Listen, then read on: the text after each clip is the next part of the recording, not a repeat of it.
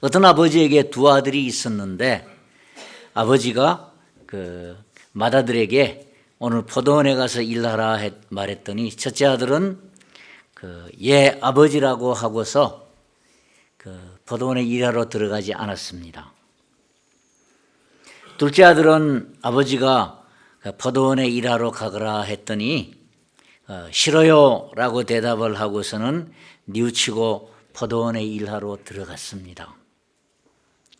이런 일은 그 당시에 성서시대에는 어느 가정에서나 일어날 수 있는 일이었습니다.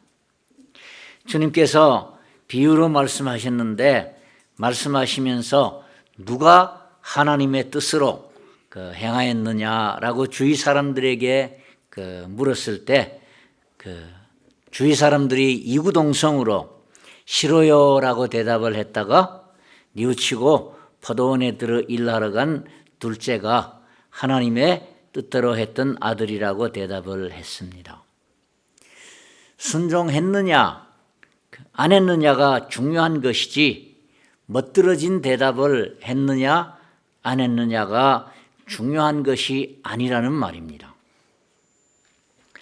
자, 오늘 본문 말씀 이걸 가지고 우리들의 삶의 현장, 특별하게 예일 교회 이 삶의 현장에서 첫째 아들은 누구고 둘째 아들은 누구라고 적용이 되어질 수 있을까요?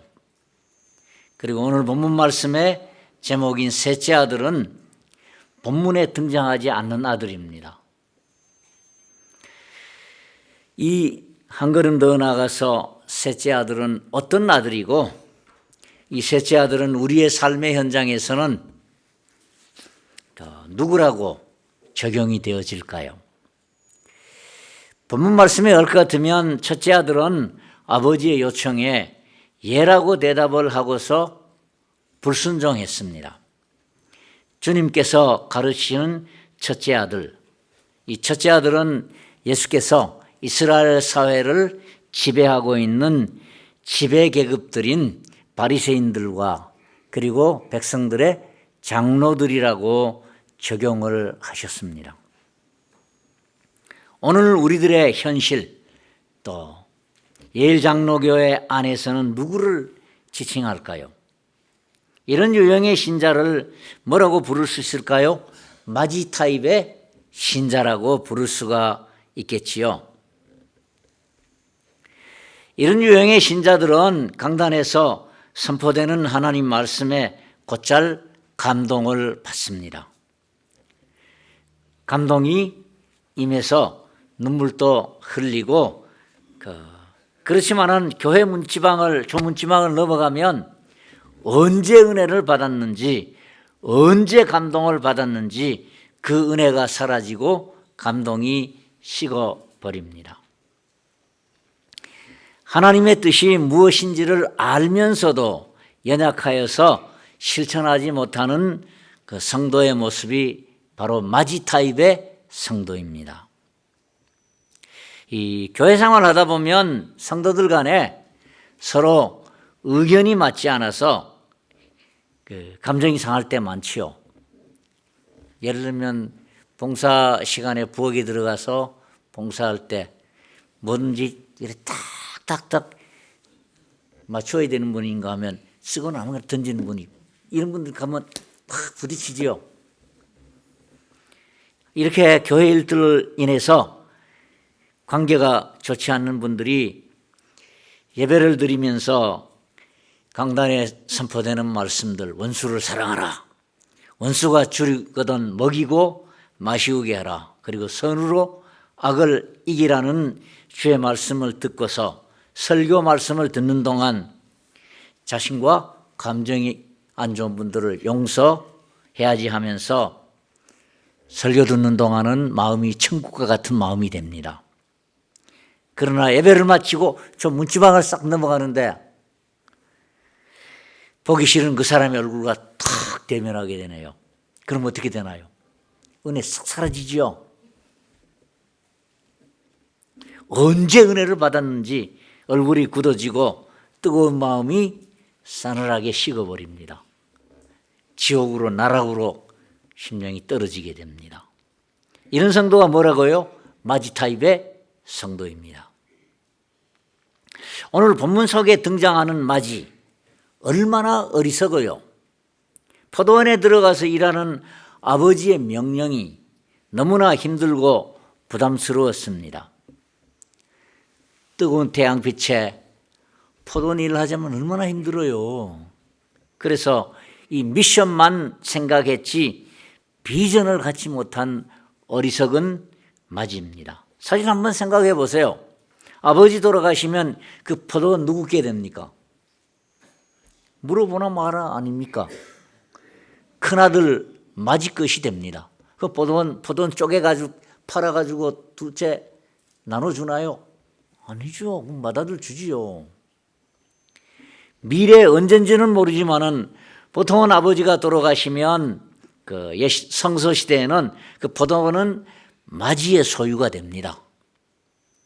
지금은 아버지의 것이지만은 그 포도원이 내 것이 된다는 비전, 만약 이런 비전을 가슴에 가지고 있었다면 아버지가 포도원에 가서 일하라고 말하기 전에 먼저 뛰어가서 일했을 것입니다.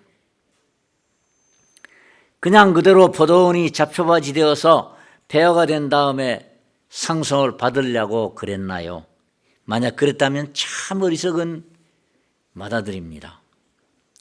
마지의 행동 속에는 뭐가 없었어요? 비전이 없었습니다. 몇 년만 지나면 그것은 아버지의 포도원이 아니라 나의 소유의 포도원이 된다는 그 비전이 없었기에 포도원에 들어가서 일하는 미션을 줘버렸습니다. 우리도 비전이 있지요? 어떤 비전이? 하나님 나라에 대한 비전. 갖고 있나요 다? 예. 하나님 나라가 있는지 없는지 모르겠다는 분도 많습니다.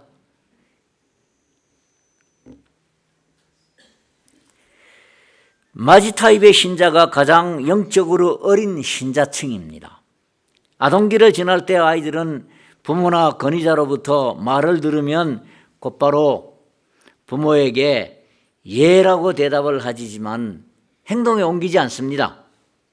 부모가 아이를 보면서 길거리에 나가 놀 때는 차를 조심하거라 하면 아이는 곧바로 예라고 대답하지요. 아동들. 그러나 길거리에 나가서 실제로 놀 때에는 그 말을 기억하지 않습니다. 놀이에 열중하여서 차조심을 하지 않고 사고가 나기도 하고 영적으로 발달되지 않는 그런 상태에 있는 신자층입니다. 저도 어릴 때 우리 아이 디모데가 4살, 5살 때 저녁 밤늦게까지 TV를 가끔씩 봅니다. 저희 집이 2층 그로 돼 있어서 2층에는 침실이 있고 이제 자는데 저희들은 이제 거실에 그 아이가 TV를 보고 있을 때 밤 8시 정도 되면 이제 2층에서 소리를 지릅니다. 제가 템 잘 시간이야? 그러면 예 그 소리가 들려요. 근데 5분 지나도 2층으로 올라가는 복도에 저벅저벅 그런 소리가 안 들려요. 그러면 더 큰 소리로 템 그러면 더 큰 소리가 들려요. 예 그런 소리 들리는데 5분 지나도 안 움직여요. 궁둥이만 달싹 들었다가 또 앉아요. 그러다가 이제 제가 계단을 타고 내려오는 소리 들으면 후다다닥 거리면서 자기 방으로 들어가 자는 신용을 합니다. 우리의 삶에 있어서도 늘 이러한 영적으로 어린 상태, 이런 신자층들이 교회 안에는 있습니다. 말씀은 듣기는 들었지만은 행동에 옮길 수 없는, 순종하지 못하는 이러한 타입의 신자들, 자라나야 할 필요가 있는 성도들입니다. 마지 타입의 성도지요. 그럼 둘째 아들은 어떤 아들입니까? 둘째 아들은 아버지의 요청이 있자 아버지의 말이 입에서 떨어지자마자 곧바로 놓으라고 대답이 나오는 아들입니다. 그 후에 뉘우치고 포도원에 일하러 들어갔습니다. 예수께서 비유 속에서 지칭한 둘째 아들은 누구입니까? 당시 소외되어 지내는 계층입니다. 예수님이 성전 안에 있고 예수님의 12제자들이 뒤에 있고 오른쪽에는 누가 있어요? 오른쪽에는 바리새인과 백성의 장로들이 있고 왼쪽에는 누가 있어요? 세리와 창기들이 있었습니다. 예수께서 지칭하신 둘째 아들은 그 당시에 소외되어 지내는 계층입니다. 세리와 창기들을 가리킵니다.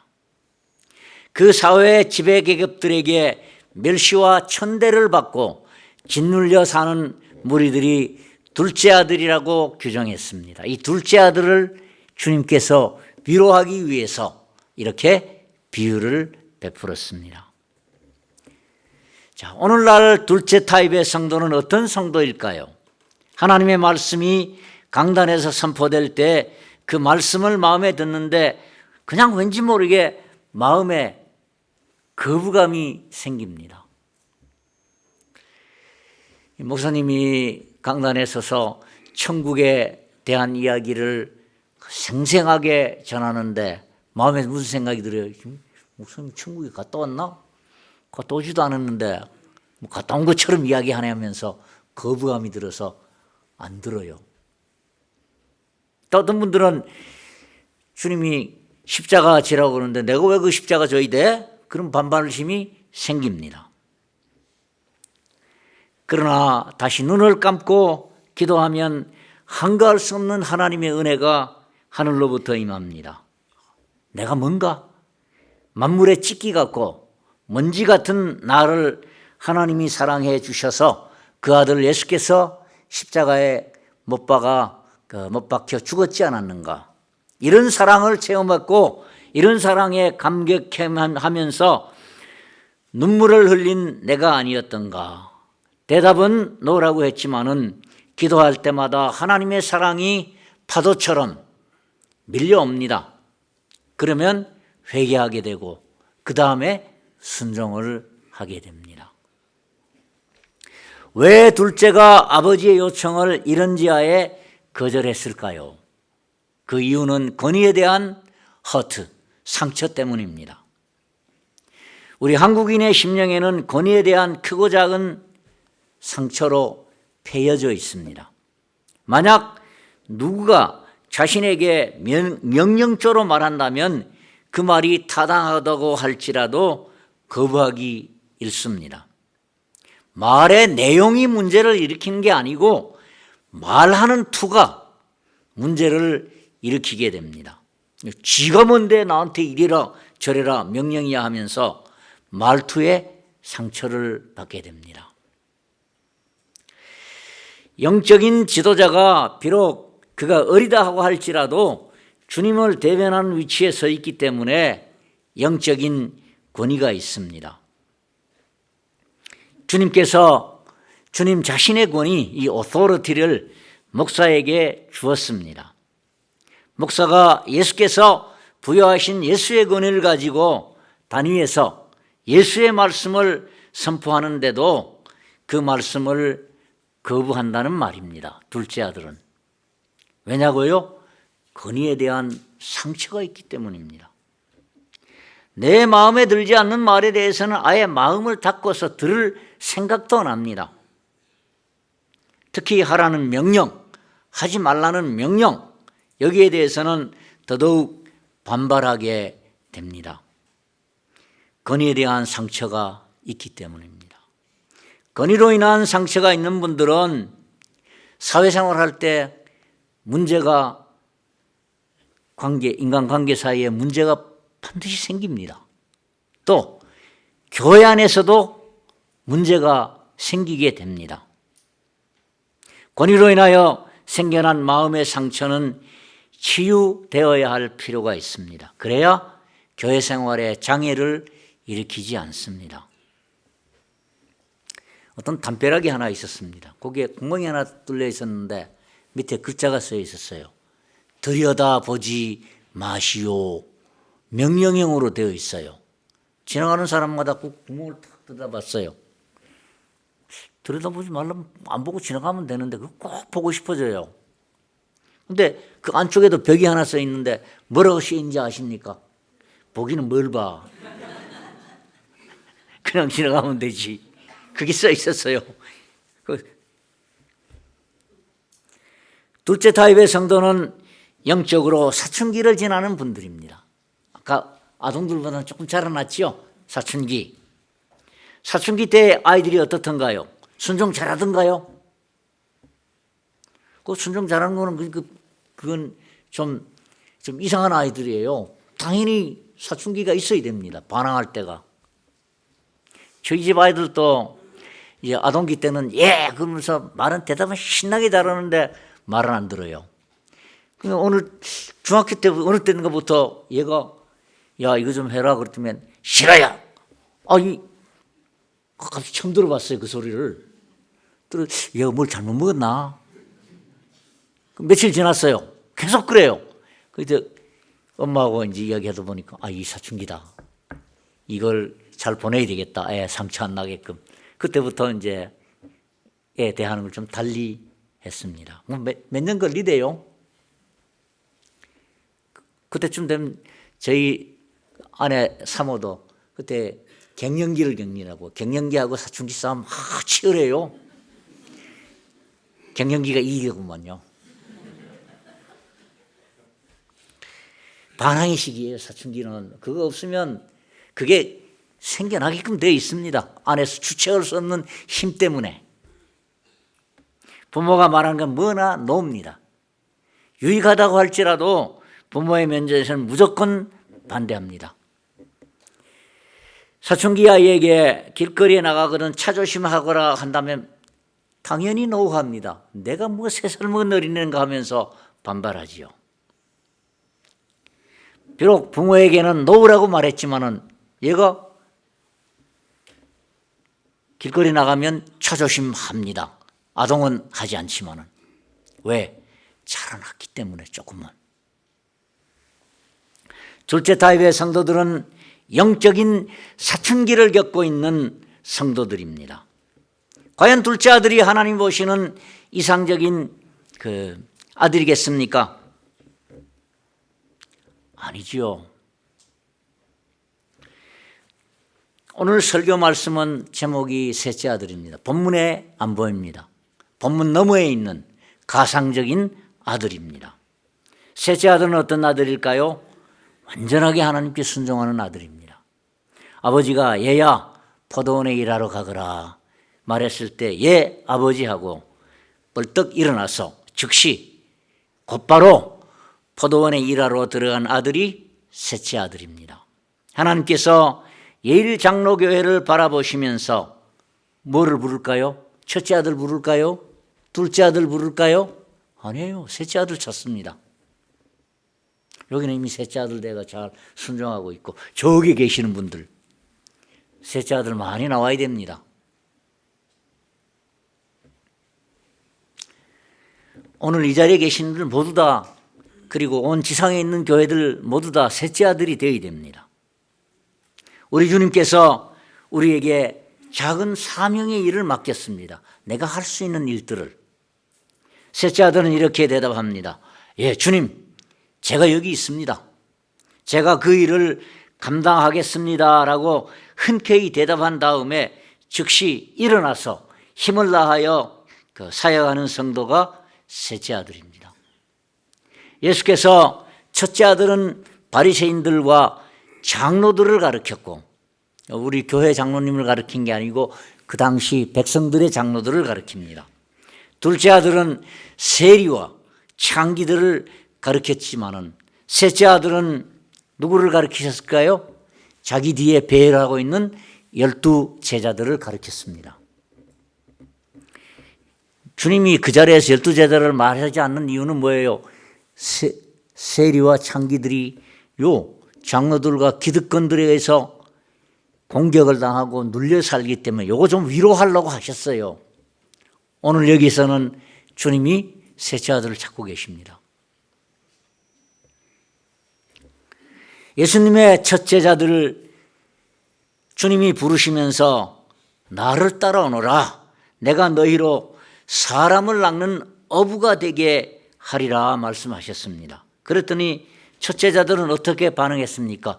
예라고 대답하고 쓱 사라져 버렸습니까? 아니면 아니요 라고 한 다음에 한참 후에 몇 년 후에 돌아와서 제자가 되었나요? 아니죠. 우리 주님의 부름과 요청이 있자 그들은 즉각적으로 곧바로 즉시 배와 그물을 버려두고 주님의 뒤를 따랐습니다. 주님이 4명의 제자를 갈릴리 바다에서 불렀을 때 그들의 취한 행동이 마태복음 4장 20절 이렇게 기록되어 있습니다.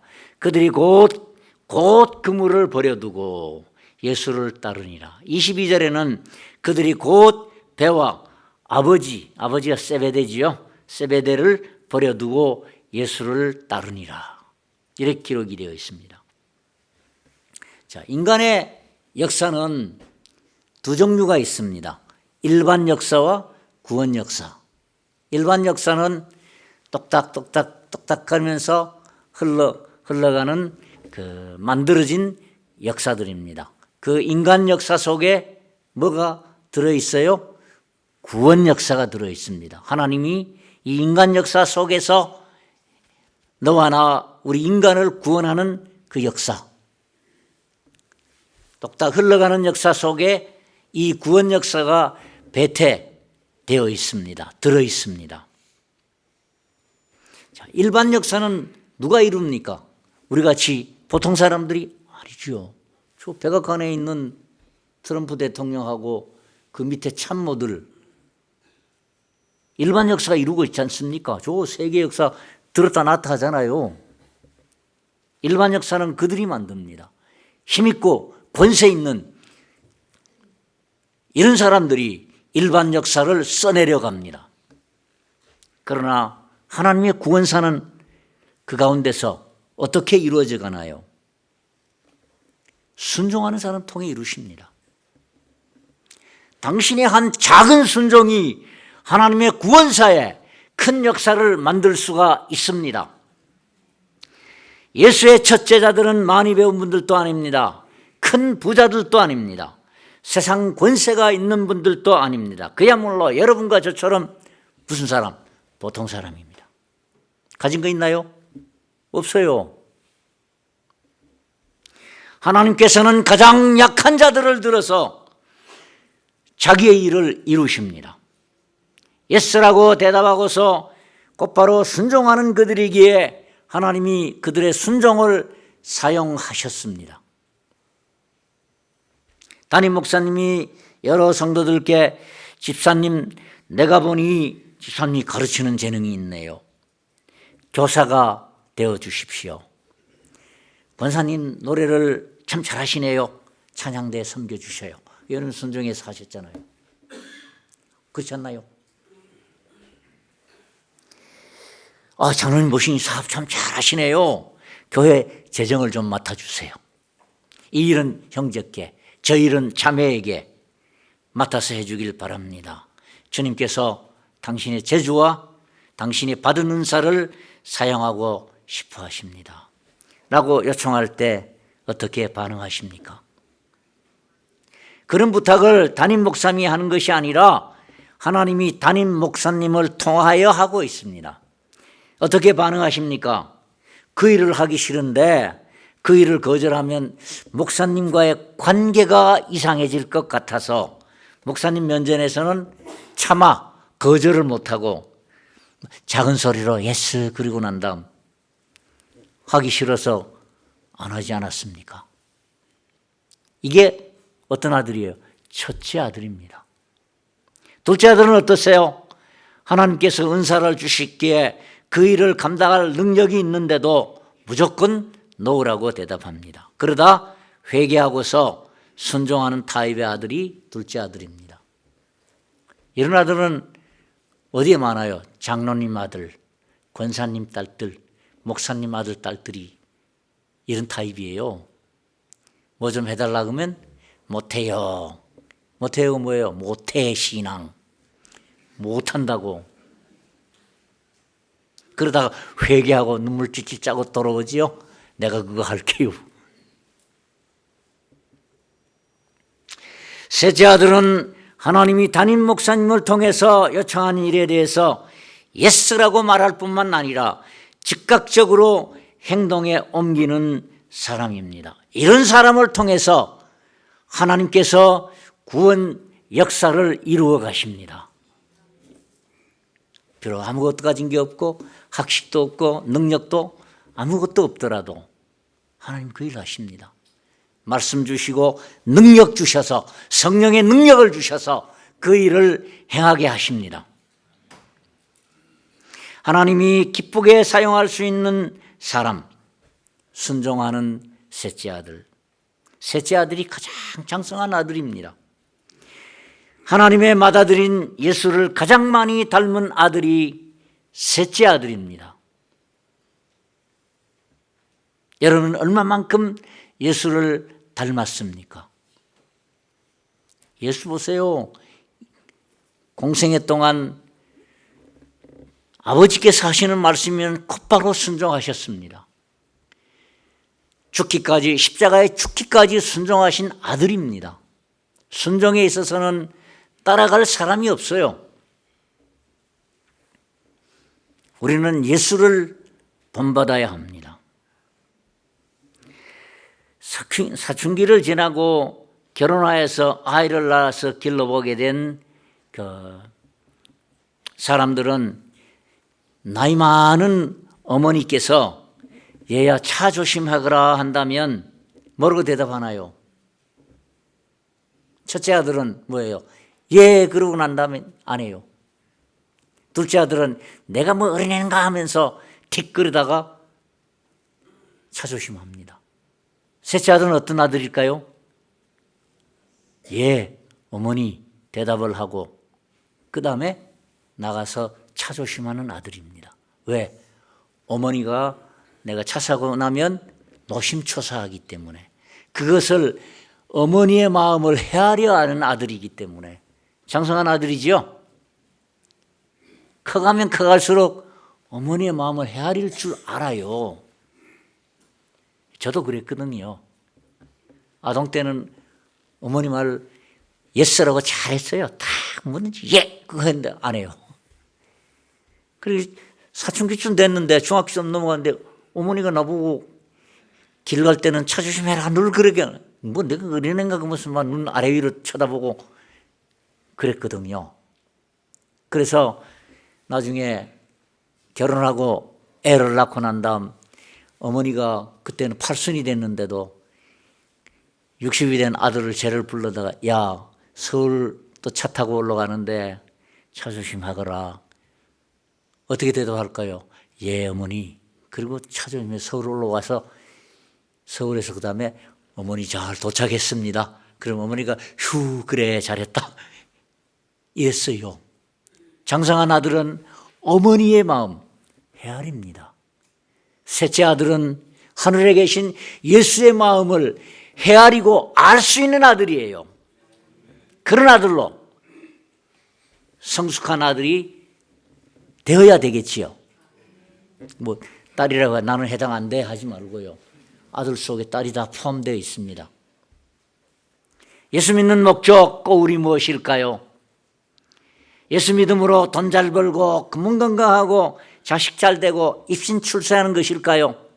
아니죠. 이것은 뭐라 그래요? 기복신앙이라 부릅니다. 예수 믿는 목적은 다른 데 있습니다. 예수 믿음을 가지게 되면 한평생 예수께 순종하는 삶을 살게 하려고 믿음을 주셨어요. 하나님께서 우리를 부르고 우리에게 믿음을 주신 목적은 한평생 예수 따라가며 순종으로 전철된 삶을 살다가 하늘 세계로 올라오게 하기 위해서입니다. 저 하늘 세계는 오직 예수를 믿을 뿐만 아니라 한평생 우리 주님 따라가는 순종하는 사람들이 모여 있어요. 머리 뿔나고 불순종하는 사람 그거 없어요.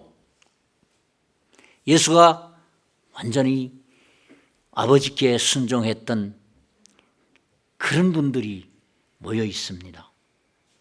사도 바울이 기록한 로마서 16장 26절 27절에는 이렇게 기록되어 있습니다. 이제는 나타내신 바 되었으며, 누가?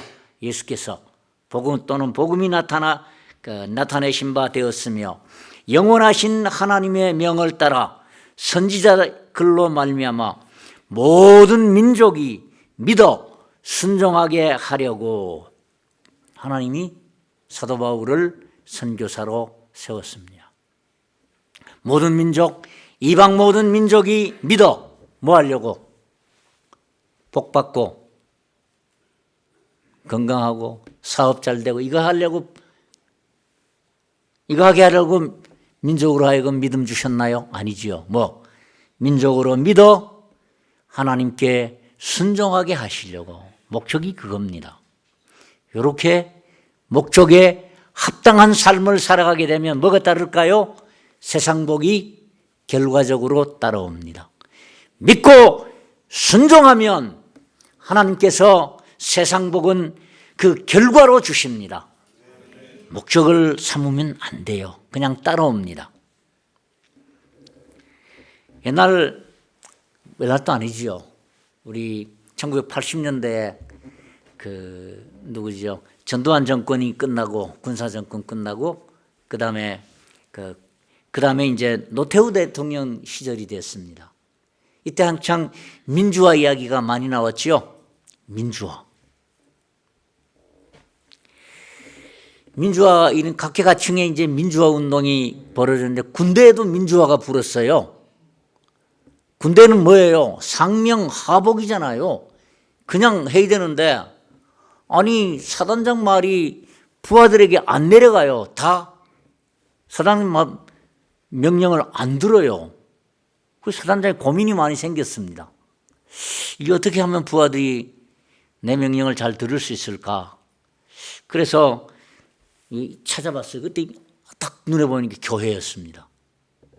교회는 사단장이 총과 칼 들고 설치지도 않는데도 담임 목사님의 말은 장로님, 안수집사님, 권사님, 어린 아동이까지 착착착 순종하거든요. 사단장 눈에 그게 들어왔어요. 저기가 뭔가 비결이 있다. 저거 좀 배워야 되겠다. 그래서 사단장이 참모 2명을 보냅니다. 참모 아시죠? 중령 말이에요. 중령이 참모입니다. 사단. 그중에 정훈장교 1명을 끼워서 보내는데 어디로 보냈어요? 신학교에 있는 설교학 교수에게 보냈습니다. 비밀을 좀 알아오라고. 교회가 담임 목사가 강단에 선포하는 한마디 말이면 그냥 순종하는데 그 비결이 뭔가를. 교회를 보니까 목사님이 칼차고 와가지고 강단에 휘두르는 거 아니죠. 그것도 없는데도 교인들이 그냥 순종하잖아요. 그게 비밀이 있다고 해서 비밀을 알아오도록 보냈는데, 그럼 어떻게 설교 교수님이 대답을 못 하겠대요. 우리는 믿음이 있기 때문에 이렇게 순종하는데, 군대는 아니잖아요. 순종 안 하면 얼치기 받고 반은 죽이니까 순종하는데, 민주화가 되니까 그걸 못 하잖아요. 그렇다는 이야기를 하고 이렇게 사단 참모들을 사단으로 돌려보냈다고 합니다. 자, 오늘 예리장로교회도 담임 목사님이 주님께서 담임 목사님을 통하여 말씀하시지요. 그러니 하나님 말씀 순종해야 되겠지요. 강단에서 선포되는 말씀이 마음에 감동을 주며 하나님 말씀으로 들리거든 곧바로 순종하십시오. 그러면 셋째 아들 됩니다. 감동을 주는데도 아이고 그러고 저 멀리 갔다가 돌아오지 말고요. 즉각적으로 순종하는 아들. 그러면 하나님의 구원사에 사용이 될 것입니다. 성도 여러분, 예라고 대답했다가 곁길로 갔던 첫째 아들 되지 마십시오. 많아요, 교회 안에. 그리고 노라고 대답했다가 회개하고 순종했던 둘째 아들, 이 모태신앙들 되지 말고요. 예라고 대답하고 즉시로 순종하는 셋째 아들이 되십시오. 그 아들은 하나님의 기쁨이 되는 아들입니다. 이걸 뭐라 그러죠? 북쪽에서는 뭐라 그래요? 기쁨조. 우리는 하나님의 뭐라고? 기쁨조입니다. 기쁨조. 뭘 통해서? 순종을 통해서. 믿음으로 모험을 하십시오. 이게 순종입니다. 순종에는 역사가 따르고 순종에는 기적이 일어납니다. 모세의 홍해바다를 가를 때도 순종이 있었고, 갈릴리 바다에서 예수께서 베드로에게 깊은 물가로 깊은 데로 가서 그물을 던지라. 순종했더니 엄청나게 잡았잖아요, 물고기를. 믿음에는 순종이 따라야 하고 순종에는 반드시 기적이 따른다는 것 믿지 마시기를 바랍니다. 그리하여 하나님의 구원사를 이루어 가십시다. 21세기의 구원사를. 우리 주님께서 예일장로교회에서 이런 셋째 아들을 찾고 계십니다. 구원사를 이루어 가시려고요. 이런 셋째 아들을 통해서 우리 하나님의 구원사는 이루어져 왔고, 또한 주님 다시 오실 때까지 이루어져 가게 될 것입니다.